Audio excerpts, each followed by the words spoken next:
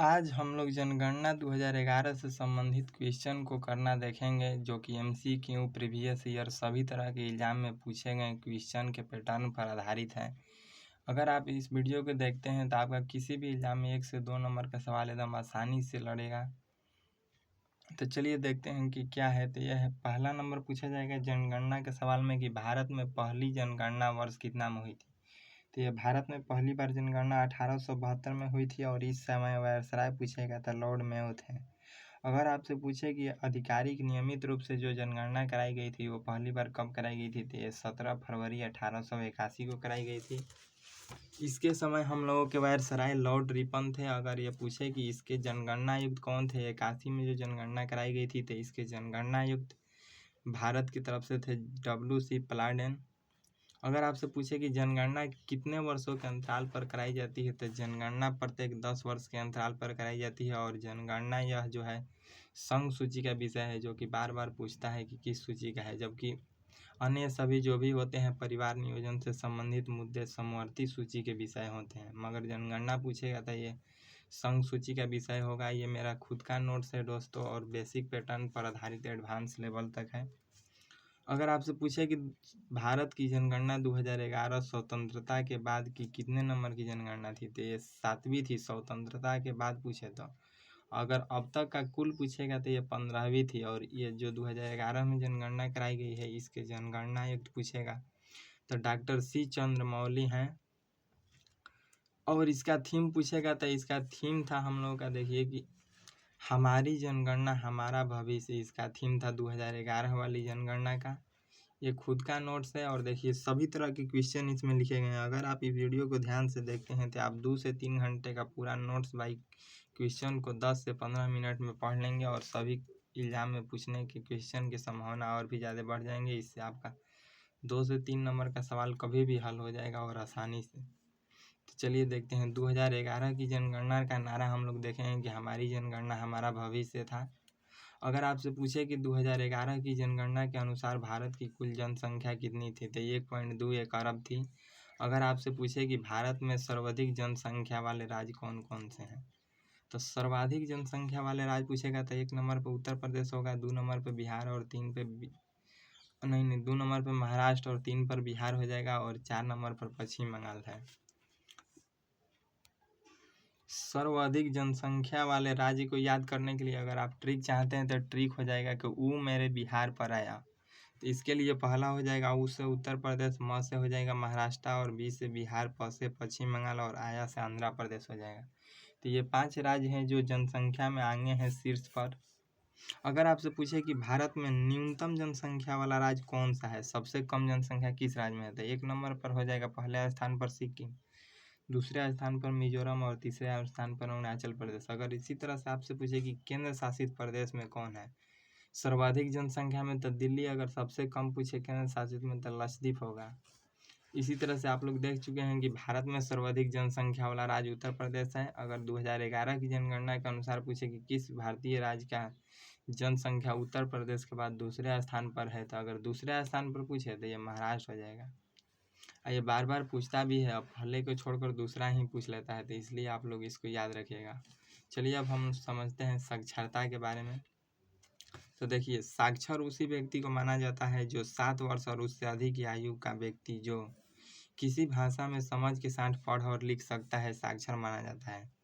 अगर 2011 के अनुसार भारत की कुल साक्षरता दर समझी जाए तो ये 74.04% है, जबकि पुरुष साक्षरता दर 82.14% है। महिला साक्षरता दर बोले तो 65.46% है। और दोनों का अंतर बोलेगा तो 16.68% है। अगर आपसे बोले कि भारत में 100% साक्षर जिला कौन सा था, ये एर्नाकुलम है, जो कि केरल राज्य का है।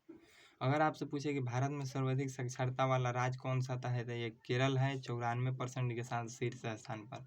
अन्य सभी देखिए देखते हैं तो पहले स्थान पर था केरल, फिर मिजोरम, फिर गोवा, फिर त्रिपुरा। इसी तरह से सबसे कम न्यूनतम साक्षरता वाला राज्य बोले तो बिहार हो जाएगा 61.8%। और दूसरा बोलेगा तो अरुणाचल प्रदेश हो जाएगा। देखिए हम लोग 15 से 10 मिनट के अंदर में पूरा नोट्स को रिवाइव कर लेंगे, जो कि किसी भी एग्जाम में 2 से 3 नंबर का क्वेश्चन हर बार इससे पूछा जाता है। तो चलिए आगे देखते हैं। अगर आपसे बोले कि सर्वाधिक साक्षरता वाला केंद्र शासित प्रदेश कौन सा था, तो ये लक्षद्वीप था। अगर आपसे पूछे कि सबसे कम साक्षरता वाला केंद्र शासित प्रदेश कौन है, तो ये दादर नगर हवेली है। अगर पूछे कि 2011 की जनगणना के अनुसार भारत में साक्षरता दर क्या है, तो 74.04% है। अभी हम लोग पीछे देखे थे इसको। अगर आपसे पूछे कि निम्नलिखित में से किस केंद्र शासित प्रदेश में केंद्र शासित साक्षरता दर सबसे अधिक है, तो लक्षद्वीप में सबसे अधिक है साक्षरता दर केंद्र शासित में। अगर 2011 के अनुसार पूर्व साक्षरता दर पूछे तो यह हो जाएगा 82.14%। जो भी क्वेश्चन दोस्तों इसमें दोहराए जा रहे हैं वे सभी प्रीवियस ईयर में पूछे जा रहे हैं, इसीलिए इस नोट्स में 2 बार दोहरा कर लिखा हुआ क्वेश्चन है ये सभी, इसलिए आपको उसको ध्यान से जरूर देख लीजिएगा। खुद से भी आप लोग पढ़ते रहिए और देखते रहिए। कोई भी आप एग्जाम की तैयारी कर रहे हैं तो 10 से 15 मिनट में आप लोग सभी जनगणना से क्वेश्चन को मोस्ट VVI जो भी होगा सब पढ़ लेंगे। तो चलिए देखते हैं आगे है जन घनत्व यानी कि पॉपुलेशन डेंसिटी। जन घनत्व के बारे में देखें तो भारत की जनगणना 2011 के अनुसार भारत की जन घनत्व 382 व्यक्ति प्रति वर्ग किमी है। जन घनत्व सर्वाधिक जन घनत्व वाला राज्य बोलेगा तो ये बिहार हो जाएगा। 1102 व्यक्ति प्रति किलोमीटर प्रति वर्ग स्क्वायर किलोमीटर हो जाएंगे। सबसे अधिक जन घनत्व वाला केंद्र शासित प्रदेश बोलेगा तो यह दिल्ली हो जाएगा। और सबसे कम बोलेगा न्यूनतम जन घनत्व वाला राज्य बोलेगा तो अरुणाचल प्रदेश होगा। और अधिक जन घनत्व वाला राज्य बोलेगा तो बिहार होता है। देखें आप लोग। चलिए अब आगे देखते हैं। अब देखेंगे लिंगानुपात यानी सेक्स रेशियो। तो अब है कि भारत में 2011 की जनगणना के अनुसार लिंगानुपात प्रति व्यक्ति 1000 पुरुषों पर औसतन 943 महिलाएं हैं। अगर आपसे पूछे कि भारत में सबसे अधिक लिंगानुपात वाला राज्य कौन है, तो ये केरल है। 1084 व्यक्ति इसका है 1000 प्रति पुरुष पर महिलाएं। अब हम लोग हैं कि भारत में सबसे कम लिंगानुपात वाला राज्य कौन है, तो ये हरियाणा था। 879 व्यक्ति थे औरत थी, महिलाएं थी प्रति 1000 पुरुषों पर।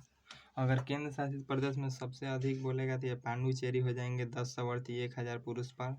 सबसे कम बोलेगा तो दमन और दीव हो जाएगा 618 ही, जो कि सबसे कम है। अगर आपसे क्वेश्चन बोले कि 2011 की जनगणना के अनुसार भारत की लिंगानुपात कितना था, तो 1000 पुरुष पर 943 महिलाएं थी। आप लोग देखे हैं ये प्रीवियस ईयर में पूछा गया क्वेश्चन है। जो क्वेश्चन रिपीट किए जा रहे हैं दोबारा से। अगर आपसे पूछे कि बाल लिंगानुपात बोले चाइल्ड सेक्स रेशियो, तो इसके लिए देखिए हो जाएगा कि 6 वर्ष से कम के बच्चों को इसमें लिया जाता है। और आपसे पूछे कि भारत में बाल लिंगानुपात प्रति 1000 पुरुषों पर 919 महिलाएं हैं, आपको टिक करना होगा। सबसे अधिक बाल लिंगानुपात वाला राज्य अरुणाचल प्रदेश हो जाएगा। नहीं, अगर आपसे पूछा जाए कि सबसे कम बाल अनुपात वाला राज्य कौन है, तो यह हरियाणा हो जाएगा। इसी तरह से आपसे अगला क्वेश्चन पूछा जाएगा कि देखिए भारत की जनगणना 2011 में बाल लिंगानुपात क्या है, तो 1000 पुरुष पर 919 महिलाएं हैं। आप लोग देखे हैं। अब देखेंगे दशकीय वृद्धि के आधार पर। तो 2001 से 11 में भारत की जनसंख्या वृद्धि दर 17.64% थी। अगर 2001 से 11 तक भारत की वार्षिक जनसंख्या वृद्धि दर पूछेगा तो 1.64% है। ये आपको टिक करना होगा। चलिए अगला देखते हैं कि भारत में सर्वाधिक दशकीय वृद्धि दर वाला राज्य कौन है, तो ये मेघालय हो जाएगा। सर्वाधिक वृद्धि दशकीय वाला केंद्र शासित प्रदेश कौन था, तो दादरा नगर हवेली था। कम वृद्धि दर वाला केंद्र शासित प्रदेश बोलेगा तो ये लक्षद्वीप था। भारत में न्यूनतम दशकीय वृद्धि दर वाला राज्य बोलेगा तो नागालैंड हो जाएगा। अगर आपसे बोले कि भारत की 2011 की जनगणना के अनुसार भारत की दशकीय वृद्धि दर लगभग कितनी है, तो 17.7% थी। अगर आपसे पूछे कि भारत के किस राज्य में जनगणना 2011 के अनुसार नकारात्मक यानी कि कमी जनसंख्या वृद्धि दर में देखी गई थी, नागालैंड में देखी गई है। प्रीवियस ईयर में पूछा गया क्वेश्चन है। देखिए अब देखेंगे शेड्यूल कास्ट के बारे में। तो जिसको SC कास्ट कहते हैं, तो SC कास्ट कुल जनसंख्या का 16.5% है, यानी 16.6%। सर्वाधिक जनसंख्या उत्तर प्रदेश में है, जबकि प्रतिशत बोलेगा तो ये पंजाब में है। और न्यूनतम बोलेगा किस राज्य में है, तो नागालैंड में और अरुणाचल प्रदेश में है। और इसी तरह से ST देखेंगे अनुसूचित जनजाति, तो कुल प्रतिशत ये 8.6% है। पूरे भारत की जनसंख्या का, और सर्वाधिक बोलेगा तो जनसंख्या मध्य प्रदेश में है, और प्रतिशत में अधिक बोलेगा तो मिजोरम में। न्यूनतम कहेगा तो पंजाब हरियाणा में हो जाएगा। अगर आपसे कहे कि सर्वाधिक अनुसूचित जाति यानी एससी जनसंख्या वाला राज्य कौन है, एससी बोलेगा सर्वाधिक किस राज्य में है तो उत्तर प्रदेश में, और सर्वाधिक अनुसूचित जनजाति वाला बोलेगा तो ये हो जाएंगे पंजाब में। नागालैंड एवं अरुणाचल प्रदेश में कोई भी अनुसूचित जाति निवास नहीं करती है। देखिए, सर्वाधिक अनुसूचित जनजाति जनसंख्या वाला राज्य मध्य प्रदेश, महाराष्ट्र, उड़ीसा ये बढ़ते क्रम में हो जाएंगे। और सर्वाधिक अनुसूचित जनजाति प्रतिशत वाला में राज्य में हो जाएगा मिजोरम आएंगे। और हरियाणा और पंजाब में कोई भी अनुसूचित जनजाति नहीं है, ये आपको ख्याल रखना।